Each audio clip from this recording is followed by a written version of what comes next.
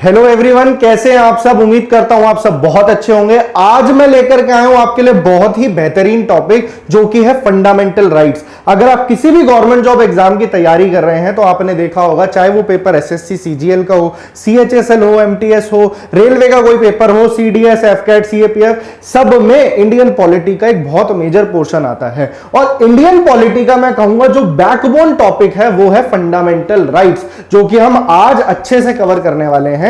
अगर इस टॉपिक को समझने में आपको आज से पहले कोई दिक्कत आती थी तो आज के बाद वो सारी प्रॉब्लम्स आपकी दूर हो जाएगी, इस बात की गारंटी मैं लेता हूं। शर्त यह है कि आपको पूरा लेक्चर एक बार ठीक से तरीके से बैठ के खत्म करना पड़ेगा।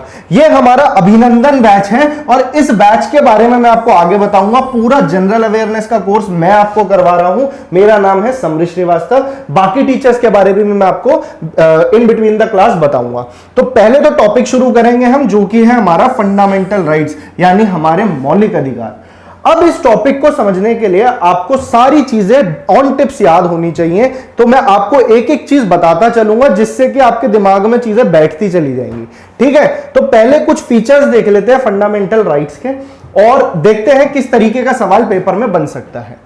फंडामेंटल राइट्स जो है सबसे पहले आता है, आपको पूछेगा कौन से भाग में है, तो कॉन्स्टिट्यूशन के कौन से पार्ट में आता है। ये one of the favourite question होता है किसी भी एग्जाम का। तो पार्ट 3 ये आप ध्यान रखेंगे। कॉन्स्टिट्यूशन हमारा पार्ट्स, आर्टिकल्स और आपके शेड्यूल्स में डिवाइडेड है, यानी भाग, अनुसूचियां और अनुच्छेद।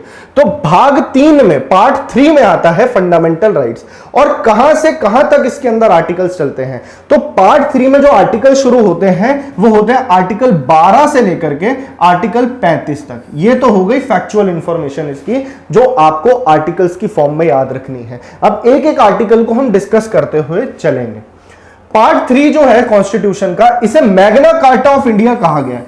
मैग्ना कार्टा एक ऐसा लीगल डॉक्यूमेंट था जो 1215 के अंदर किंग जॉन ने इंट्रोड्यूस किया था। यह पहला ऐसा डॉक्यूमेंट था जो मौलिक अधिकारों से रिलेटेड था। अब इन्हें फंडामेंटल क्यों कहा जाता है, इसके पीछे क्या कारण है, वो सारी चीजें देखेंगे। आपसे पेपर में क्वेश्चन और पूछेगा। मैंने आपसे लास्ट वाला लेक्चर मैंने आपको बताया था sources and features of Indian constitution का, वो लेक्चर देखना है तो डिस्क्रिप्शन में आपको पूरी प्लेलिस्ट मिल जाएगी मेरी, वहां से देखना। और उसमें मैंने बताया कि हमने हमारे देश में फंडामेंटल राइट्स कौन सी कंट्री से ये आइडिया लिया है, तो ये है यूएसए से। ठीक है, यूएसए से हमने लिए हैं। इसे मैग्ना कार्टा क्यों कहा जाता है, ये क्वेश्चन भी पेपर में एज इट इज पूछ लेता है। मैग्ना कार्टा ऑफ इंडिया क्या है, तो वो फंडामेंटल राइट्स है। तो ये इसके बारे में है कि मैग्ना कार्टा जो है एक चार्टर ऑफ राइट्स था, जो किंग जॉन इंग्लैंड के 1215 के अंदर ऐसा एक डॉक्यूमेंट था जो आया था फंडामेंटल राइट्स करके। फंडामेंटल राइट्स वो बेसिक ह्यूमन राइट्स होते हैं जिससे कॉन्स्टिट्यूशन आपको गारंटी करता है। गारंटी का मतलब ये जस्टिसिएबल होते हैं नेचर में, यानी कि अगर आपके किसी भी फंडामेंटल राइट का हनन हुआ है, किसी भी फंडामेंटल राइट का वायलेशन हुआ है, तो आप डायरेक्टली सुप्रीम कोर्ट तक जा सकते हो। डायरेक्टली, कहीं जाने की जरूरत नहीं है। सुप्रीम कोर्ट और हाई कोर्ट का आप दरवाजा खटखटा सकते हो कि हमारा ये फंडामेंटल राइट सरकार ने हमसे छीन लिया है। समझे? तो ये पावर होती है फंडामेंटल राइट्स की। किसी भी डेमोक्रेसी की, किसी भी डेमोक्रेटिक कंट्री की बैकबोन आप इसे कह सकते हो, फंडामेंटल राइट्स। और ये आइडिया हमने यूएसए से लिया। ठीक है, इस तरह के क्वेश्चन पेपर में बनते हैं। अब इसके अंदर और थोड़ा इन डेप्थ हम घुसेंगे। तो जो बच्चे पहले से फंडामेंटल राइट्स पढ़ चुके हैं, किसी भी तरह के डाउट्स हैं, तो मेरा आज का मकसद है, आज का लेक्चर थोड़ा सा लंबा हो सकता है, पर फंडामेंटल राइट्स एक शॉर्ट में आप पूरा कवर करके जाओगे आज। ठीक है, अब बात कर लेते हैं। ये वाले जो राइट्स हैं ये जस्टिसिएबल होते हैं। जस्टिसिएबल का मतलब मैंने आपको बता दिया। अब जस्टिसिएबल क्या नहीं होता है, directive principles of state policy वो जस्टिसिएबल नहीं होते, फंडामेंटल ड्यूटी जस्टिसिएबल नहीं होती, पर फंडामेंटल राइट्स जस्टिसिएबल है। तो यही इसकी डेफिनेशन है, इसलिए ये बेसिक ह्यूमन राइट्स हैं। आप जा सकते हैं डायरेक्टली कोर्ट के पास, ठीक है, इनके इन्फोर्समेंट के लिए। आगे बढ़ाते हैं। अब ये बहुत इंपॉर्टेंट पॉइंट है। इससे पहले कि हम फंडामेंटल राइट जाने, पहले ये देखना है फंडामेंटल राइट सस्पेंड कौन सी कंडीशन में हो सकते हैं। तो एक लौती कंडीशन ऐसी है जब नेशनल इमरजेंसी देश में लग जाए, जो कि आर्टिकल 352 में आती है। इसके बारे में मैंने आपको आखिरी लेक्चर में बताया था कि अगर नेशनल इमरजेंसी देश में है तो आर्टिकल 358 और आर्टिकल 359 लागू हो जाएगा। आर्टिकल 358 ये कहता है कि आपका जो आर्टिकल 19 है आर्टिकल 19 जो कि right to different types of freedom है, अभी हम आगे पढ़ेंगे, तो वो सस्पेंड हो जाएगी। और आर्टिकल 359 कहता है कि जो आपका आर्टिकल 32 है वो भी खत्म हो जाएगा सब राइट्स को लेकर के। तो इसमें सारे फंडामेंटल राइट्स कहां से आ गए? वो आ गए इस वजह से। अगर आपको मान लीजिए आपके फंडामेंटल राइट हैं, पर अगर आप उसके लिए कोर्ट्स के पास नहीं जा सकते हो, जो कि आर्टिकल 32 आपको आजादी देता है कि आप जाइए सुप्रीम कोर्ट के पास, आपको रेमेडी मिलेगी, आप जाइए, पर आर्टिकल 32 ही सस्पेंड हो जाएगा नेशनल इमरजेंसी में, तो फिर सारे आर्टिकल अपने आप खत्म हो जाएंगे। सिर्फ दो ऐसे राइट्स हैं, आर्टिकल 20 और आर्टिकल 21, जो कि नेशनल इमरजेंसी के टाइम पे भी सस्पेंड नहीं होते। अब ये सारे आर्टिकल्स क्या हैं, अभी लेक्चर के बाद आपको एक एक चीज क्लियर हो जाएगी, ठीक है ना। तो अब एक क्वेश्चन मैं आपसे पूछता हूं, ये वाला जो कॉन्सेप्ट है कि इमरजेंसी के दौरान आपके फंडामेंटल राइट्स को खत्म कर दिया जाएगा, ये वाला जो प्रोविजन है कॉन्स्टिट्यूशन में, ये हमने कौन सी कंट्री से लिया है? इस कंट्री का नाम आपने मुझे कमेंट सेक्शन में बताना है, ठीक है। ऑलरेडी ये लेक्चर मैं आपका ले चुका हूं, सोर्सेज और फीचर्स वाला, ठीक है, तो आप वो देखेंगे, आपको समझ में आ जाएगा। सीधा आते हैं, पहले ना ब्रैकेट्स पढ़ लेते हैं। ब्रैकेट्स बोले तो आपके दिमाग में चीजें क्लियर हो जाए कि कितने फंडामेंटल राइट है, कहां से कहां तक आते हैं। देखिए, अगर हम प्रॉपरली देखें तो फंडामेंटल राइट्स हमारे बहुत सारे हैं, ठीक है, पर इसको अगर ब्रॉड कैटेगरी में बांटे तो आपसे पूछेगा कितने फंडामेंटल राइट्स हैं, तो कुल मिला के भाई 6 फंडामेंटल राइट्स हैं। 6 फंडामेंटल राइट्स है और इन्हें आपको टिप्स पे बिल्कुल याद कर लेना है। अब 6 फंडामेंटल राइट कौन कौन से हैं वो चीजें आपको याद करनी है। सबसे पहले आता है राइट टू इक्वालिटी, समता का अधिकार। तो राइट टू इक्वालिटी आपको याद रखना है और आर्टिकल्स इसके जरूरी हैं, एक एक आर्टिकल। फंडामेंटल राइट इतना इंपॉर्टेंट टॉपिक है, डायरेक्टली आर्टिकल कोट करके पूछता है, ठीक है।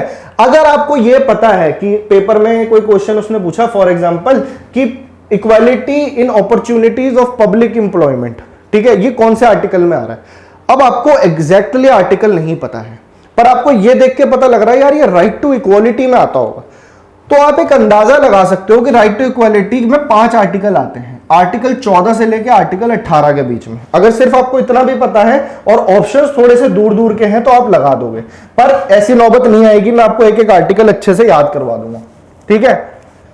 बात कर लेते हैं राइट टू फ्रीडम की। तो दूसरा राइट होता है आपका राइट टू फ्रीडम, आजादी का जो आपका अधिकार है। किस तरह की फ्रीडम होती है, क्या क्या फ्रीडम आर्टिकल्स इसमें आते हैं मैं आपको बताऊंगा। इसमें 4 आर्टिकल आते हैं, 18 पे इक्वालिटी खत्म हो रहा है और 19 से 22 तक जाएगा राइट टू फ्रीडम। ये ऐसे के ऐसे ब्रैकेट्स आपको याद रखने हैं, इनके बारे में भी डिटेल डिस्कशन करने वाले हम।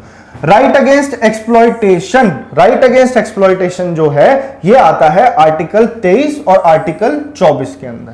आर्टिकल 23 और आर्टिकल 24 के अंदर ये 2 आर्टिकल्स आते हैं जो आपको याद रखने, जिसमें चाइल्ड लेबर वगैरह आ जाता है, ठीक है, traffic in human beings, forced labour, ये सारी चीजें आती हैं।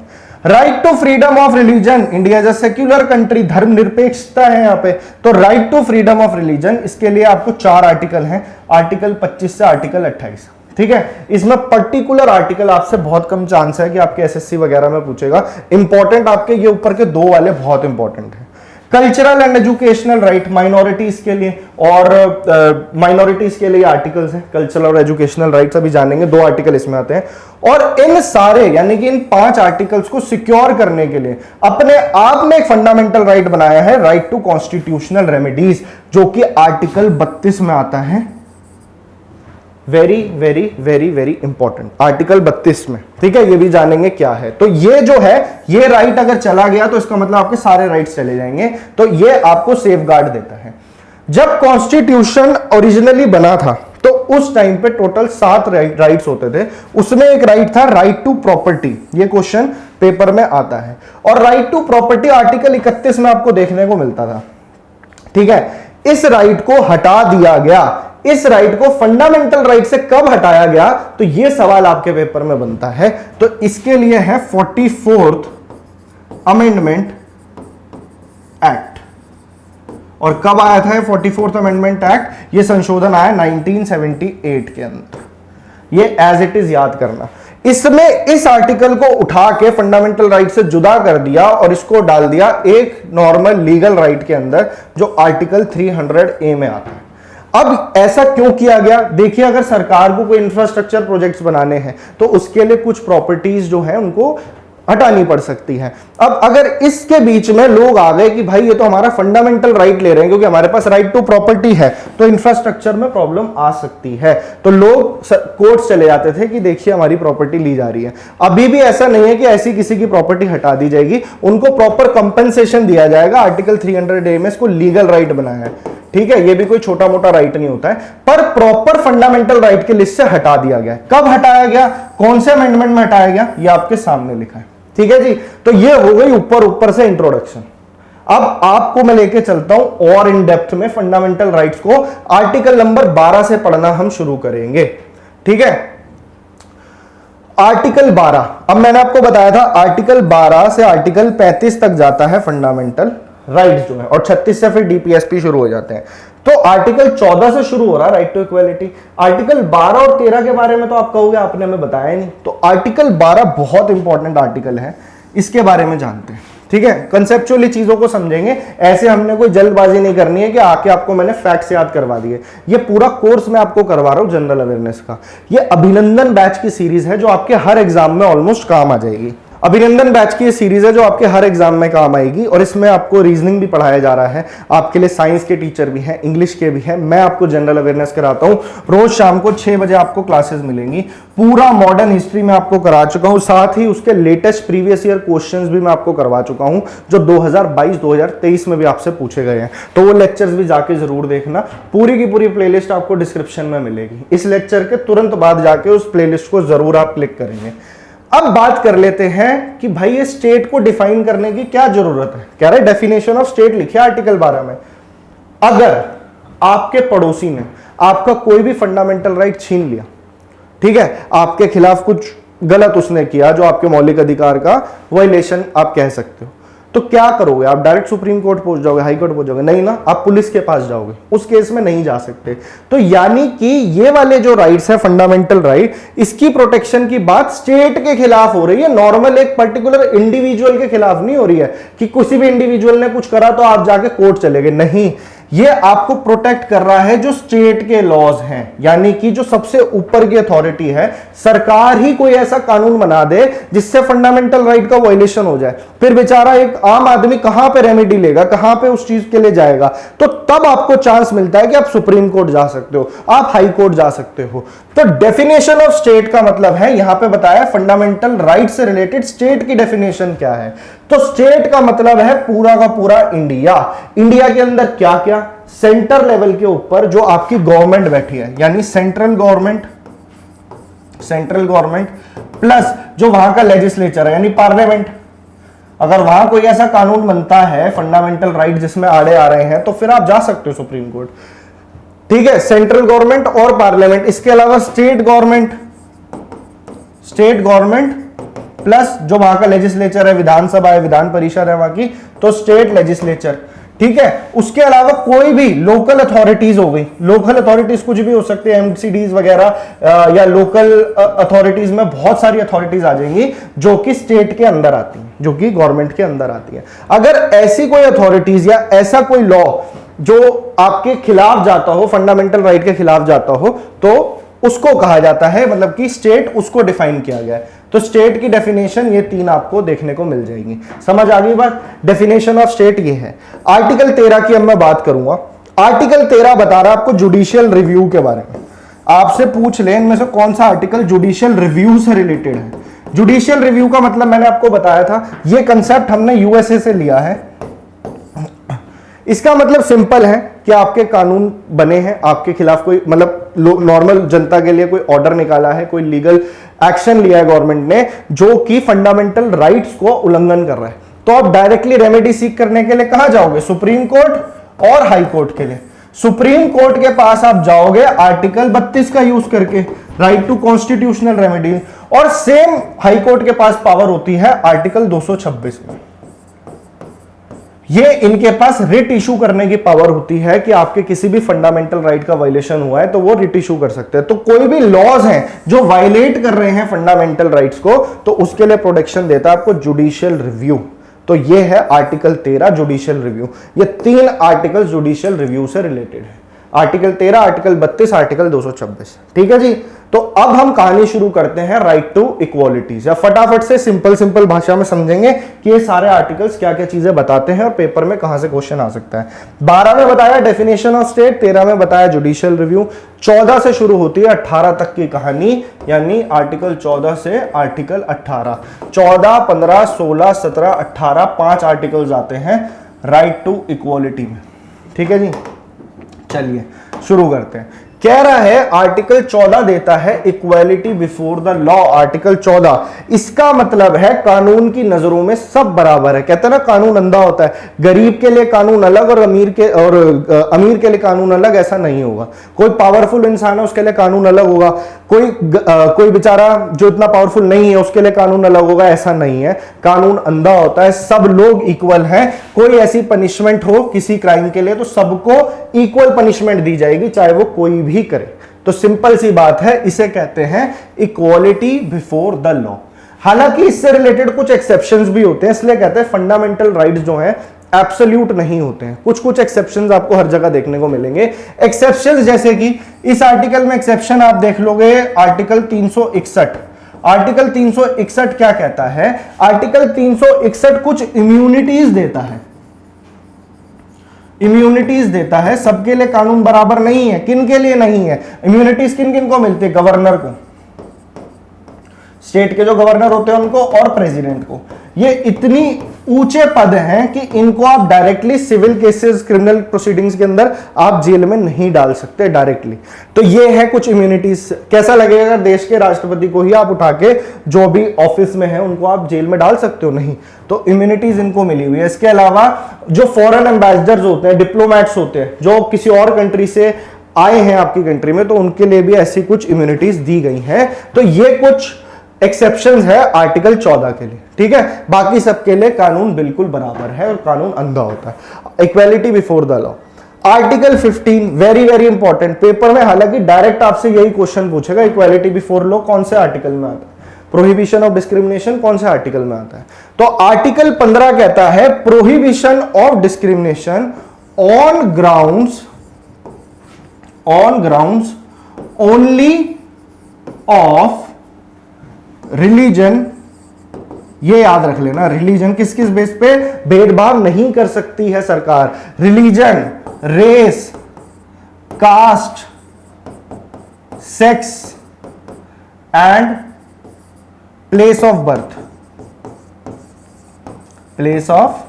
बर्थ। ठीक है जी, तो इन चीजों के ऊपर कोई भी भेदभाव नहीं किया जाएगा। ये है आर्टिकल 15। एक बेहतरीन फिल्म भी आई है इसके ऊपर, अगर टाइम लगे तो जरूर देखना, देखी होगी वैसे आप लोगों ने।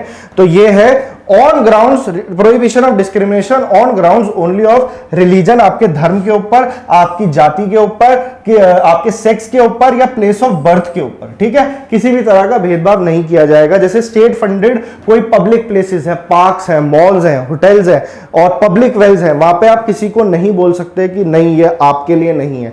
सबके लिए इक्वल है वो, मतलब कि सबको इक्वल, सब इक्वली अलाउड है ऐसी जगह पे। तो सरकार किसी भी तरह का भेदभाव नहीं करती है आर्टिकल 15 के अंदर। कुछ एक्सेप्शन इसके अंदर भी है। सोसाइटी के बेटरमेंट के लिए सरकार कुछ एक्सेप्शंस रख सकती है। कुछ जगहों पे आपको रिजर्वेशन देखने को मिलता है। जैसे वुमेन्स की अगर हम बात करें, वुमेन्स को आप देखेंगे कि जो लोकल पंचायत होती है, पंचायत हो गई, ठीक है, उसके अलावा म्युनिसिपल कॉर्पोरेशंस हो गई, यहां पे जो लोकल सेल्फ गवर्नमेंट है वहां पे 1/3 इनको रिजर्वेशन मिलता है। ठीक है, ताकि इस वर्ग को भी आगे लाया जाए। वैसे ही जो बच्चे हैं, चिल्ड्रन है, उनको फ्री एजुकेशन का प्रावधान दिया गया है। ओबीसी कैटेगरीज है, उनको 27% एजुकेशनल इंस्टीट्यूशन में कोटा दिया जाता है। तो ये जो सारी चीजें हैं ये आती हैं प्रोहिबिशन ऑफ डिस्क्रिमिनेशन में, और कुछ एक्सेप्शंस मैंने आपको बता दी हैं। ठीक है जी, तो इसको हम एक एक चीज को, पॉइंट को समझते हुए चल रहे हैं। थोड़ा सा संयम रखना, ये क्लास इसलिए हम इतना मैं आपके लिए पढ़ा रहा हूं क्योंकि ये जो है ना, ये पेपर में क्वेश्चन जरूर आएंगे आपके। तो सिर्फ आपको ये नहीं पता होना चाहिए किस आर्टिकल में क्या है, आपको उनका मतलब भी पता होना चाहिए। राइट टू फ्रीडम में मैं आपको अच्छे से समझाऊंगा कि ये चीजें क्या है। इक्वालिटी ऑफ अपॉर्चुनिटी, आज की क्लास के बाद आपको कोई डाउट नहीं रहने वाला। Equality of opportunity in matters of public employment, article number 16। 14 में कह रहा है इक्वालिटी बिफोर लॉ, 15 में कह रहा है प्रोहिबिशन ऑफ डिस्क्रिमिनेशन। आर्टिकल 16 क्या है? आप एसएससी का एग्जाम दे रहे हो, आप रेलवे का एग्जाम दे रहे हो, आप सीडीएस का पेपर दे रहे हो, आप सिविल सर्विसेज का एग्जाम दे रहे हो, किसी भी तरह का कोई भी भेदभाव आपको नहीं मिलेगा। अगर आप एक एलिजिबिलिटी क्राइटेरिया पार करते हो कोई भी एग्जाम देने का, तो सबको अलाउड है, जो सिटीजन है इस कंट्री के, आप सब एग्जाम दे सकते हो। तो इक्वालिटी है अपॉर्चुनिटी की, जो पब्लिक एम्प्लॉयमेंट है उसके अंदर, है ना। किसी भी तरह का भेदभाव नहीं है कि आप फलाना फलाना जाति से हैं तो आप ये एग्जाम नहीं दे सकते, ऐसा है? ऐसा नहीं है। आप इस सेक्स के हैं तो आप पेपर नहीं दे सकते, ऐसा है? बिल्कुल नहीं है। आप इस कास्ट के हैं, आप इस जगह से आए हैं, ये प्लेस ऑफ बर्थ है आपका, तो इन चीजों के ऊपर बिल्कुल भी ऐसा नहीं किया जाएगा। इक्वालिटी ऑफ अपॉर्चुनिटी जो पब्लिक एम्प्लॉयमेंट है उसमें दी जाती है आपको आर्टिकल 16 में। कुछ एक्सेप्शन जिसमें भी है, जैसे मंडल कमीशन आया था, बहुत बवाल हुआ था उस टाइम पे। 1979 में बीपी मंडल के अंदर एक कमीशन बैठी थी और उसके अंदर ओबीसी कैटेगरीज रिकॉग्नाइज करके उनको 27% रिजर्वेशन दिया गया था पब्लिक एम्प्लॉयमेंट में। तो रिजर्वेशन जो है सरकार की, जो वो है अपलिफ्टमेंट फॉर द सोसाइटी है, तो रिजर्वेशन इसके अंदर नहीं आता है। एससीज और एसटीज के लिए आप रिजर्वेशंस देखते हैं कई जगह पे, तो वो भी इस चीज में नहीं आता है। ये कहीं से कहीं तक इक्वालिटी को कर्टेल नहीं करता है, सबके लिए ये इक्वल स्टार्टिंग लाइन होनी चाहिए। तो यही एजेंडा है सरकार का कि सबको इक्वल अपॉर्चुनिटी मिले। ठीक है जी, तो आर्टिकल 16 भी आपको समझ में आ गया। और आर्टिकल 17 तो है ही आसान, एबॉलिशन ऑफ अनटचेबिलिटी। ठीक है, समाप्ति अनटचेबिलिटी की, समाप्त किया गया, इसको खत्म किया गया। जो छुआछूत है हमारे देश में उसको खत्म किया जाएगा, ये बिल्कुल बैन है और ऐसा करना पनिशेबल ऑफेंस है। तो article 17 abolition of untouchability, question आता है डायरेक्ट, अनटचेबिलिटी से रिलेटेड आर्टिकल बताओ। Abolition of titles, article 18। पहले अंग्रेज लोग टाइटल दे देते थे, राय बहादुर जी आ रहे हैं, ठीक है, और खान बहादुर जी आ रहे हैं, तो इस तरह के टाइटल्स क्या करते थे, लोगों के अंदर इक्वालिटी की भावना को कम करते थे, बता देते थे कि भाई ये तो अपने आप में सेठ लोग हैं। तो ऐसा नहीं है, ये अबॉलिश्ड है, ये टाइटल्स आप किसी को नहीं दे सकते। हालांकि 1996 के अंदर सुप्रीम कोर्ट ने एक जजमेंट दिया था कि जो लोगों को अवार्ड्स मिलते हैं, जैसे पद्म श्री, पद्म भूषण, पद्म विभूषण, भारत रत्न, तो ये सारी चीजें इस पर्टिकुलर एरिया से बाहर आती है। क्यों? क्योंकि इस तरह के टाइटल फिर भी लोग लगा लेते हैं, टाइटल तो नहीं है, ये उनके मेरिट के बेस पे है, उनको जो अवार्ड दिया गया है ना। तो ये सारी चीजें जो है इसके साथ कोलाइड नहीं करती हैं। तो अबॉलिशन ऑफ टाइटल हमको देखने को मिलता है आर्टिकल 18 में। तो अब आपने देखा होगा इन पांचों आर्टिकल की भावना सिर्फ एक थी कि इक्वालिटी को प्रमोट किया जाए।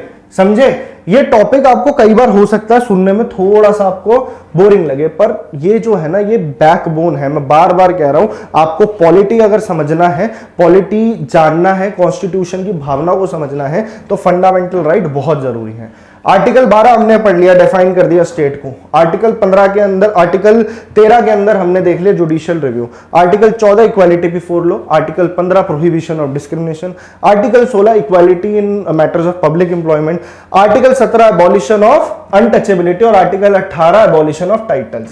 आगे बढ़ाते हैं कहानी को, अब पढ़ते हैं राइट टू फ्रीडम को। ठीक है, राइट टू फ्रीडम के अंदर कुल मिला के 4 आर्टिकल आते हैं, 19, 20, 21 और 22। ठीक है, इन सारे आर्टिकल्स में जानते हैं। अब आपको दिखेगा कि सिर्फ 6 फंडामेंटल राइट्स ही नहीं है, उसके अंदर भी डिफरेंट पार्ट्स हैं। तो आर्टिकल 19 कुल मिला के देता है 6 तरह की फ्रीडम। कैसी कैसी फ्रीडम? तो फ्रीडम किन तरह की होती है? 6 कैसी कैसी फ्रीडम मिलती है? स्पीच एंड एक्सप्रेशन की, freedom of speech and expression. ठीक है, मैं बोल रहा हूं, अगर हैंडराइटिंग ना समझ में आए तो चीजें आप अपनी भाषा में भी नोट कर सकते हो। हालांकि आपको प्रॉपर पीडीएफ प्रोवाइड करूंगा मैं आगे जाके टेलीग्राम के ऊपर सारे लेक्चर्स का। अभी तक 17 से 18 लेक्चर्स आ चुके हैं, पूरी की पूरी प्लेलिस्ट हर टीचर की आपको मिल जाएगी, जरूर जाके देखना। प्लेलिस्ट के अंदर मॉडर्न हिस्ट्री बहुत बेहतरीन तरीके से कवर हो चुका है, पॉलिटी के भी मैं 3-4 टॉपिक्स आपको पढ़ा चुका हूं। अब आने वाली क्लासेस में आपको प्रीवियस ईयर क्वेश्चंस भी प्रैक्टिस कराता चलूंगा पॉलिटी के। इस कोर्स से बने रहोगे तो पक्का जनरल अवेयरनेस में बहुत अच्छा कर जाओगे आप। स्पीच एंड एक्सप्रेशन की आजादी है, फ्रीडम है। Freedom to form, freedom to assemble peacefully without arms, यानी असेंबली मतलब आप असेंबल कर सकते हो एक जगह पे पीसफुल तरीके से। प्रोटेस्ट वगैरह करना है तो पीसफुल प्रोटेस्ट करना है, ये नहीं हथियार बंद होकर आप प्रोटेस्ट कर रहे हो। तो इनमें भी कुछ रिस्ट्रिक्शंस होती हैं। खैर, असेंबल पीसफुली विदाउट आर्म्स। इसके बाद में आता है फ्रीडम टू फॉर्म एसोसिएशंस, यानी ट्रेड यूनियंस वगैरह, एसोसिएशंस, एसोसिएशंस, ठीक है, एसोसिएशन हो गई, ट्रेड यूनियंस हो गई इंडस्ट्रीज के अंदर, तो इस तरह के एसोसिएशन फॉर्म करने का आपका बिल्कुल अधिकार है। फ्रीडम और किस तरह की मिलती है इसके अंदर, freedom to reside in any part of the country, residence की फ्रीडम, देश के किसी भी कोने में आप अपना घर लेके रह सकते हैं। कुछ कुछ स्टेट्स में अलग अलग खैर कानून है, पर रेजिडेंस की आपकी पूरी आजादी है। Freedom to reside in any part of the country, freedom to move freely throughout the country, पूरी देश में आपका घूम सकते हो, आप जा सकते हो, मूव फ्रीली, इसकी आजादी है, कोई रोका टोकी कुछ नहीं है। और freedom to follow any profession, कोई भी प्रोफेशन, कोई भी काम, कोई भी धंधा आप कर सकते हो, ट्रेड कर सकते हो, तो उसकी भी आजादी है। अब ऐसा नहीं कर सकते आप, मान लीजिए बिहार में, गुजरात में जाके आप शराब बेचने लग जाओ, तो वो लीगली राइट नहीं है ना। जो चीजें लीगल हैं उस उतना प्रोफेशन आप कर सकते हो। तो ये है 6 तरह की फ्रीडम्स जो आपको आर्टिकल 19 प्रोवाइड करता है, समझ गए। तो ये था आर्टिकल 19। अब हम जानते हैं आर्टिकल 20 के बारे में, जो कि काफी इंटरेस्टिंग आर्टिकल है, इसको जरा ध्यान से सुनना, नहीं तो आप कुछ चीजें मिस कर सकते हो। और आर्टिकल 20 मैंने आपको बताया था इमरजेंसी के टाइम पे भी नहीं जाता है। अब मौका आ गया है जानने का ऐसा क्या है इस आर्टिकल में। तो आर्टिकल 20 कहता है protection of citizens in respect of conviction for offences, यानी कि अब हम जानते हैं कि किस तरह का प्रोटेक्शन मिलता है जब कोई ऑफेंस कोई इंसान करता है, कोई क्राइम करता है, तो किस तरह के उनको सेफगार्ड्स मिलते हैं। तो अब मैं आपको फटाफट से बताऊंगा, चीज को फटाफट समझने की कोशिश करना। 3 तरह के सेफगार्ड दिए जाते हैं। कितनी तरह के? 3 तरह के सेफगार्ड होते हैं।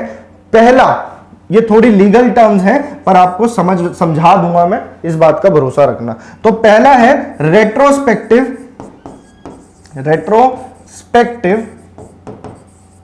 क्रिमिनल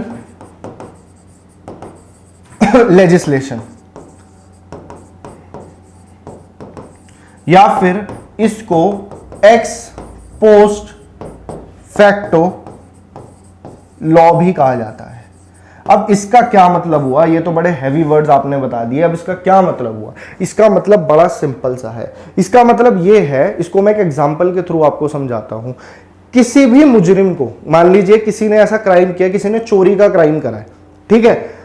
जब उसने वो क्राइम करा है, उसने चोरी करी, और उस वक्त चोरी की जो सजा थी, मान लीजिए उसने फोन चुराया या किसी का पर्स चुराया, अब वो पकड़ा गया, अदालत में गया, अब उसको उस टाइम पे 6 महीने की सजा होनी चाहिए थी कानून के हिसाब से। फॉर एग्जांपल 6 महीने का पनिशेबल ऑफेंस है, पर आगे जाकर के लॉ आता है कि नहीं, इसको मतलब जो भी क्राइम करेगा उसको 1 साल की सजा होगी। तो अब क्या किया जाए? उस चोर को 6 महीने की सजा दी जाए या 1 साल की सजा दी जाए? तो यही है ये कानून कि जब जिस वक्त उस क्राइम को करा गया है तो देखा जाएगा उस वक्त उसकी सजा क्या थी, तो उतनी ही सजा दी जाएगी, यानी उसको 6 मंथ्स की ही सजा मिलेगी, साल भर की नहीं मिलेगी। तो एक तरह का प्रोटेक्शन ही आप देखो। इसको एक एग्जांपल से और समझ सकते हो, जैसे कि मान लीजिए आपको रिलेट करने के लिए, आप कॉलेज में हो, आप 2nd ईयर के स्टूडेंट हैं और मान लीजिए पॉलिटिकल साइंस का आपका एग्जाम चल रहा है और उस पेपर के अंदर आप चीटिंग करते हुए पकड़े गए, ठीक है। होता है ऐसा स्कूल्स में, आप कॉलेजेस में देखते हो, चीटिंग करते हुए पकड़े गए। अब कानून ये था कि आपको जो है उस पेपर से आपका कैंसिल हो जाएगा, फिर बाद में बैक लगे, आपने पास कर लिया, आप मूव ऑन कर गए 3rd ईयर में। 3rd ईयर में कानून आ गया कि नहीं यार, खाली पेपर कैंसिल से कुछ नहीं होगा, इसका तो पूरा साल ही रद्द करो, आप इसको बाहर करो कॉलेज से। तो क्या होगा फिर? क्या आपको उस सजा को दिया जाएगा कि आपका जो पेपर कैंसिल था? नहीं ना, जिस वक्त आपने वो काम करा उस वक्त उसकी सजा उतनी ही थी। तो इसका सिंपल सा मतलब है रेट्रोस्पेक्टिव इफेक्ट, यानी पहले जाकर के रेट्रोस्पेक्टिव इफेक्ट में आपको लेजिस्लेशन नहीं दिया, आपको खिलाफ कार्रवाई नहीं करी जाएगी। समझे मेरी बात? यानी कि चोरी करते टाइम या कोई क्राइम करते टाइम उस वक्त जितनी सजा थी उतनी दी जाएगी। और कई चीजें ऐसी भी होती हैं जो उस टाइम पे पनिशेबल नहीं थी जब उसने किया, पर बाद में जाके उन्हें पनिशेबल बना दिया गया, तो ऐसा नहीं होगा, उसे फिर उसके लिए पनिशमेंट दी जाएगी। सिंपल सा इसका यह मतलब है। खैर इतना डीप में एसएससी आपसे जाके नहीं पूछेगा, पर और एग्जाम्स के लिए भी इंपॉर्टेंट है, और नहीं तो आप डायरेक्टली याद कर सकते हो इसको, deals with the protection of citizen in respect of conviction for offences. पर मेरा मानना यह आपको थोड़ी सी चीजें इन डेप्थ भी पता होनी चाहिए। सेकंड, दूसरे तरह का सेफगार्ड कैसा देगा ये? दूसरी तरह का सेफगार्ड आपको मिलता है डबल जियोपार्डी। क्या मिलता है, ये पूछा गया एसएससी में क्वेश्चन, डबल जियोपार्डी क्या है, या फिर ये कौन से आर्टिकल में आता है, ये जरूर पूछ सकता है। हाँ, ये भी पूछा हुआ है क्वेश्चन, अब याद आ गया मेरे को। एक्सपोज्ड फैक्ट तो पूछ रखा है आपसे, प्रीवियस ईयर पेपर्स काफी एनालाइज किए हैं मैंने, अभी देखना आपको, मैं क्वेश्चंस भी बहुत सारे कराऊंगा। तो डबल जियोपार्डी की अगर मैं बात करूं, इसका मतलब ये है किसी भी इंसान को सेम क्राइम के लिए 2 बार सजा नहीं दी जाएगी, कोई तुक ही नहीं बनती।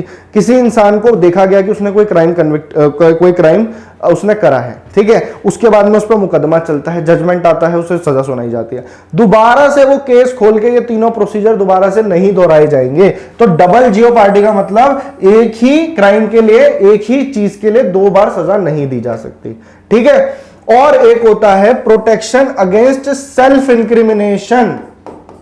सेल्फ इंक्रिमिनेशन, ये इसका क्या मतलब होता है, इतना हैवी वर्ड आपने बता दिया, अब आप कहोगे। सेल्फ इंक्रिमिनेशन का मतलब ये होता है कि आपके पास ये राइट है कि आप अपने खिलाफ ही गवाही ना दो।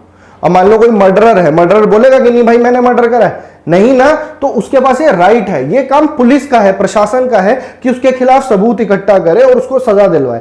अब उसे मार पीट के नहीं बुलवाया जा सकता, या फिर उसके पास राइट है टू रिमेन साइलेंट, वो नहीं बता सकता, मतलब कि उसकी जो उसने बताया है वो एडमिसिबल नहीं होगा कोर्ट के अंदर, यानी कि वो खुद के खिलाफ ही गवाह नहीं बन सकता। अब इसका मतलब ये नहीं है अगर पुलिस बोलेगी कि मर्डर वेपन मिला है और आपके फिंगरप्रिंट्स नहीं है तो वो बोले मैं नहीं दूंगा, सेल्फ इंक्रिमिनेशन का मेरे पे राइट है, मैं तो चला जाऊंगा सुप्रीम कोर्ट, ठीक है, ऐसा नहीं होगा। फोरेंसिक का इसमें नहीं आता, जैसे सीआईडी में आप देखते थे, उसमें मर्डर वेपन से ही डॉक्टर सालून के पता लगा लेते, चलो फिंगरप्रिंट मैच करते हैं। अगर ऐसे मना कर दिया तो दया आपके दरवाजे तोड़ देगा अच्छे से, तो ऐसा नहीं किया जा सकता। पर सेल्फ इंक्रिमिनेशन में आपके पास चुप रहेंगे, आपके पास ये राइट है कि आप अपने खिलाफ ही गवाही ना दें। तो देख रहे हो, इस तरह की प्रोटेक्शन दी गई है सिटीजन्स को in respect of conviction for offences. अगर किसी के लिए कन्विक्ट हुआ है बंदा, तो उसको इस तरह के किसी ऑफेंस के लिए, तो इस तरह के उनको सेफगार्ड्स मिले हुए हैं। चलिए फटाफट आगे बढ़ाते हैं कहानी। आर्टिकल 21, इसकी डेफिनेशन बहुत वाइड है, तो इसको मैंने अलग से एक जगह पे लिख दिया है। तो इसमें से आपसे डायरेक्ट पूछता है protection of life and personal liberty. अब समझ में आया कि ये नेशनल इमरजेंसी में नहीं काट सकते आप, और आर्टिकल 21 को भी नहीं काट सकते। लाइफ और पर्सनल लिबर्टी अपने आप में ऐसे वर्ड्स हैं जिसको डिफाइन करना बहुत जरूरी है, और बारी बारी से जो जजमेंट्स आती हैं उसके अंदर इसकी डेफिनेशन बढ़ती ही जाती है। देखिए कितनी बड़ी डेफिनेशन है। आर्टिकल 21 में क्या क्या आता है, right to privacy, right to go abroad, right to shelter, right against solitary confinement, मतलब डिटेन, आपको रख लिया कहीं पे, आपको अरेस्ट करके रख लिया, तो ये है solitary confinement. Right to social justice, right against handcuffing, right against custodial death. अब आप मूवीज में देखते हो हैंडकफिंग, देखियो किसी को भी वो हथकड़ी लगा देती है पुलिस, ऐसे नहीं होता, उसके लिए भी राइट्स होते हैं। Right against custodial death, right against delayed execution. तो इतना नहीं पूछेगा कि आपसे पूरी definition right to life and personal liberty कौन से आर्टिकल में आता है, ये याद रखना, आर्टिकल 20। और एक क्वेश्चन आपसे पूछ सकता है right to privacy, right to privacy कौन से आर्टिकल में आता है, तो आप बताओगे आर्टिकल 21 में आता है। क्यों पूछता है बार बार, क्योंकि अभी हाल ही में 2017 में जस्टिस कहर थे, तब अगस्त के अंदर 2017 में इस राइट को ऐड किया गया, पहले नहीं आता था राइट टू प्रिवेसी, इसके अंदर अभी डाला गया। समझे मेरी बात?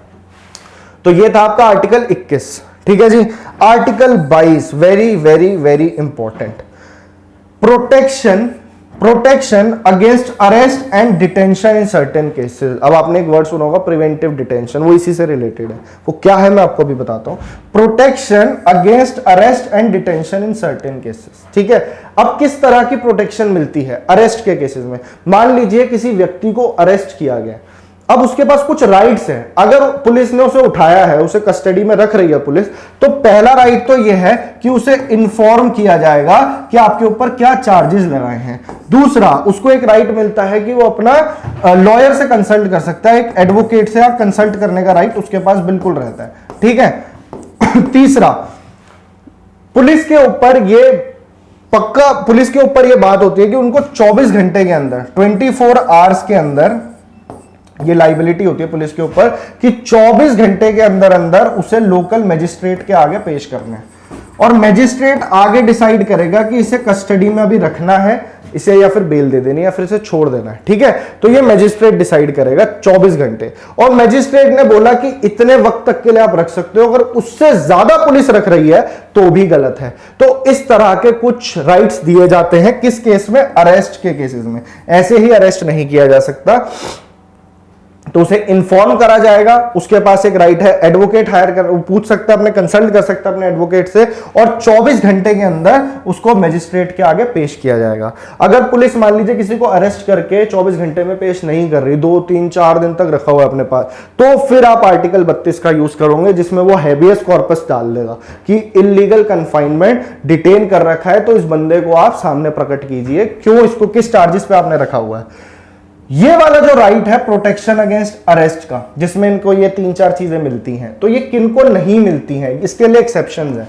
अब वो एक्सेप्शंस क्या हैं, पहले ये चीज जाननी है। एक्सेप्शंस, एक्सपेक्शंस लिख दिया मैंने, चलिए इसको हटाते हैं। एक्सेप्शंस मैं आपके लिए यहां लिख देता हूं। एक्सेप्शंस क्या रहेंगी इसके अंदर, किन किन को ये वाला राइट नहीं मिलेगा। नंबर 1 तो जो एनिमी एलियंस है, एनिमी एलियंस, ये पूछ सकता है आपसे पेपर में, आर्टिकल नंबर 22 किनको नहीं मिलता है, एनिमी एलियंस। एनिमी एलियंस बोले तो कौन, पहली बात तो सिटीजन नॉन सिटीजन दोनों को मिलेगा, पर एनिमी एलियंस को नहीं मिलेगा। कोई ऐसा देश है जिसके साथ आपके अच्छे रिलेशन नहीं है, पाकिस्तान है, चाइना है फॉर एग्जाम्पल, तो वहां के बिन बुराए कोई मेहमान है तो एनिमी एलियंस हो गए वो, तो उनको तो पुलिस डाल के तोड़ सकती है, ठीक है, एनिमी एलियंस है। दूसरा प्रिवेंटिव डिटेंशन केसेस में जो अंदर है। अब प्रिवेंटिव डिटेंशन के ऊपर कई बार सवाल उठे हैं कि एक ऐसी डेमोक्रेसी में प्रिवेंटिव डिटेंशन होना चाहिए या नहीं होना चाहिए। मैं इसका मतलब बता देता हूं। प्रिवेंशन, प्रिवेंट किया जा रहा है किसी इंसान को, पुलिस को शक है या अथॉरिटीज को शक है कि ये कल को कोई बड़ा क्राइम कर सकता है, किसी भी तरह की टेररिस्ट घटना कर सकता है, तो इसको आप कन्फाइन करके डिटेन करके रख सकते हो और प्रिवेंशन डिटेंशन लॉज लगा सकते हो कि इसके अंदर हमने इसको अंडर करा है। फिर ऐसे केसेस के अंदर पुलिस के पास ऐसा कुछ नहीं होता कि वो जाए और मजिस्ट्रेट के पास रखे, ऐसी ऐसी चीजें करे, नहीं। ये प्रोटेक्शन उन लोगों को नहीं मिलेगी जिनको प्रिवेंटिव डिटेंशन के अंदर केसेस लगाए हुए हैं, ठीक है। इसमें 3-4 महीने से पहले तो कुछ नहीं होता, ठीक है जी। तो ये था आपका आर्टिकल 22। उम्मीद करता हूं आपको चीजें समझ में आ रही होंगी। इस क्लास के अंदर मेरा फोकस ये रहता है, देखिए हमारे पास इतना टाइम नहीं है कि मैं आपका एंटरटेनमेंट भी करता चलूं। ये क्लासेस उनके लिए नहीं है जो कि बच्चे हंसी और मखौल करने के लिए आ रहे हैं, ये क्लासेस उन्हीं के लिए हैं जो बच्चे एक्चुअल में पढ़ना चाह रहे हैं और आपने कोई ना कोई नौकरी निकालनी है, समझे मेरी बात। तो फ्री ऑफ कॉस्ट ये कोर्स है आपको, आप चाहो इसके बेनिफिट्स अवेल कर सकते हो, बाकी चॉइस आपकी है। लेक्चर अच्छा लगता है तो बस एक मेरी आपसे डिमांड है कि इसको ना लाइक करके, लाइक करो ना करो इसे शेयर जरूर कर दो, समझे मेरी बात, सिर्फ शेयर ही कर दो तो बहुत है। इस लेक्चर को ज्यादा से ज्यादा बच्चों तक पहुंचाओ। जितने भी बच्चे किसी भी कॉम्पिटिटिव एग्जाम की तैयारी कर रहे हैं तो आपके लिए बहुत बेनिफिशियल होने वाला है कोर्स। चलिए जी, अब मेन राइट्स हो गए हैं, फटाफट से आगे बनाते हैं कहानी को, नहीं तो क्लास लंबी हो जाएगी। राइट अगेंस्ट एक्सप्लॉयटेशन की बात कर लेते हैं। एक्सप्लॉयटेशन, अब एक्सप्लॉयटेशन किस तरह का लिखा है, आर्टिकल 23 डायरेक्ट पूछेगा कि आर्टिकल 23 में क्या आता है, तो इसमें प्रोहिबिट है किस चीज के ऊपर, traffic in human beings and force labour. अब ये ट्रैफिक इन ह्यूमन बीइंग्स क्या होता है, बड़ा ही हीनियस टाइप का क्राइम होता है। किसी भी इंसान को ऐसे खरीदा बेचा नहीं जा सकता, चाहे किसी भी बेसिस पे, प्रोस्टिट्यूशन के लिए कह लीजिए या फिर लेबर के लिए कह लीजिए, स्लेव के लिए कह लीजिए, तो ट्रैफिक कहा जाता है इसको। तो ट्रैफिक इन ह्यूमन बीइंग्स, इंसानों की खरीद फरोख्त नहीं की जा सकती, इसके ऊपर प्रोहिबिशन है। अगर ऐसा होता है तो बहुत ही हीनियस क्राइम है, इसके लिए बहुत खतरनाक जो है पनिशमेंट मिलती है। फोर्स्ड लेबर, किसी इंसान से फोर्सफुल लेबर नहीं कराई जाएगी कि और उसको प्रॉपर वेजेस दी जानी चाहिए। ऐसा नहीं है कि काम उसका है दिन का 100 रुपए का, आप उसे 5 रुपए दे रहे हैं, ऐसा नहीं है। या फिर उसका काम 8 घंटे के वर्किंग आवर्स है, आप उससे 18 घंटे माइंस में काम करा रहे हैं, फैक्ट्रीज में उससे काम करवा रहे हैं, तो ये होता है फोर्स्ड लेबर। तो फोर्स्ड लेबर के ऊपर, बेगिंग के ऊपर, ट्रैफिक इन ह्यूमन बीइंग्स के ऊपर, इसके ऊपर प्रोहिबिशन कौन सा आर्टिकल देता है, आर्टिकल नंबर 23 के अंदर, ठीक है। राइट अगेंस्ट एक्सप्लॉयटेशन है ये। आर्टिकल नंबर 24 क्या कहता है, child labour. Child labour act आया था 1986 1987 के आसपास। तो ये बताता है कि बच्चों को, जो बच्चे हैं उनको फैक्ट्रीज के अंदर, हजार्डस वर्क्स के अंदर एम्प्लॉय नहीं किया जाएगा। तो ये है simple employment of children in factories. अगर पूछ ले चाइल्ड लेबर कौन से आर्टिकल से रिलेटेड है, आर्टिकल नंबर 24। इसमें से ज्यादा कुछ नहीं है डिस्कस करने के लिए, तो हम इस पॉइंट को आगे ले जाते हैं। ये है राइट अगेंस्ट एक्सप्लॉयटेशन। आपको सारे आर्टिकल्स में समझाता हुआ चल रहा हूं। मेन आपका इक्वालिटी और फ्रीडम से आता है, बाकी सारे आर्टिकल ऐसे कैसे आपको याद रखने हैं। 23 में आता है traffic in human beings and force labour, 24 में आता है employment of children in factories etcetera. ठीक है जी। Right to freedom of religion. India एक सेक्युलर कंट्री है और सेक्युलर वर्ड प्रियम्बल में कब ऐड हुआ था? प्रियम्बल वाला मेरा लेक्चर जरूर देखना जाके, डिस्क्रिप्शन में उसका लिंक है। आर्टिकल 25 से लेकर के आर्टिकल 28 तक ये कहानी चलती है, जिसके अंदर हम धर्मनिरपेक्षता की बात करते हैं। अगर इसके लिए कोई कानून बनता है कि अगर इसके खिलाफ कोई कानून बनता है, वॉयलेट किया जाता है इसको, तो फिर आपका फंडामेंटल राइट है, फिर से आप सुप्रीम कोर्ट, हाई कोर्ट जा सकते हो। राइट टू कॉन्स्टिट्यूशनल रेमेडीज बहुत इंपॉर्टेंट है, उसके लिए मैं अलग से आपके लिए एक छोटा सा लेक्चर बनाऊंगा, इसी के कंटिन्यूशन में आपको मैं कल दे दूंगा वो, तो आप जरूर देख लेना, नहीं तो क्लास लंबी चली जाएगी उसे समझाने बैठा तो। अभी फटाफट से जो 2-3 राइट्स बच रहे हैं पढ़ लीजिए। आर्टिकल 25 की हम बात कर रहे हैं। ये कह रहा है it guarantees the freedom of conscience, the freedom to profess, practice and propagate religion to all citizen. इसका मतलब ये है कि ये आपके इंडिविजुअल की अपनी चॉइस है, आपका बिलीफ है, आप जिसके अंदर चाहे, जो आपका कंसाइंस क्या है, आप उस रिलीजन को फॉलो कर सकते हैं। इसमें सरकार किसी तरह की दखल अंदाजी नहीं करेगी। आप चाहे उस रिलीजन को आप प्रोपोगेट कर सकते हो, ठीक है, प्रचार प्रसार कर सकते हो उसका। इसका मतलब ये नहीं है कि आप किसी को जबरदस्ती उसका धर्मांतरण करा रहे हो, ठीक है। तो प्रोफेस, प्रैक्टिस एंड प्रोपोगेट आपकी पूरी आजादी है, आप अपने रिलीजन को कर सकते हो। Simple article 25।